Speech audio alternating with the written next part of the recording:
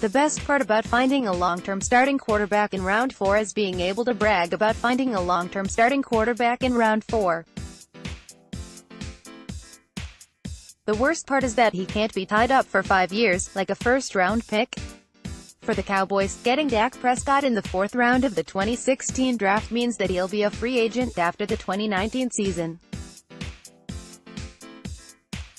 Which means that the Cowboys need to get him signed now, before waltzing into a Kirk Cousins-style franchise tag dance.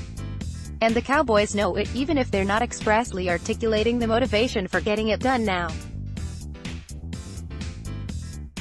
"I just think it's the right time to look at it," Cowboys COO Stephen Jones said Tuesday, via Clarence E. Hill Jr. of the Fort Worth Star-Telegram. He is in the last year of his contract. "We have always said we would like to look at players, especially guys we think have long-term futures with us, and we are sure of that. And the last year of your contract you would like to extend. It makes sense. We will have to see. Go to work and see what happens." What the Cowboys hope will happen is that Prescott will agree to terms that will make him the team's starting quarterback well into the future. But it's one thing for the Cowboys to want to extend Prescott. It's another for them to pay him what he wants.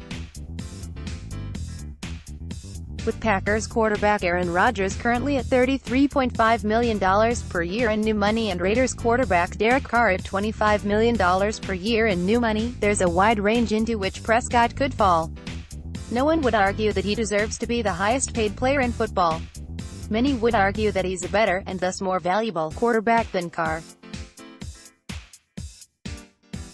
For the Cowboys, getting Prescott signed now means getting him signed for less than it would cost a year from now, when Prescott sheds the injury risk by completing his rookie deal and embarks on a potential 3-year franchise tag haul of roughly $26 million per year in 2020, $31 million in 2021, and by virtue of the rule requiring a 44% bump for a third tag, nearly $45 million in 2022.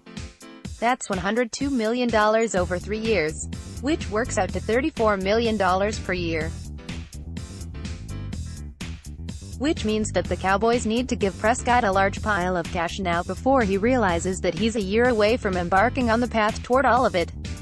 Then there's the question of whether the Cowboys could get Prescott to take relatively less now, both to allow the team to sign other key players, DeMarcus Lawrence, Ezekiel Elliott, Byron Jones, for starters, and as a recognition that a full career as a Cowboy unlocks significant post-football earnings in TV or elsewhere.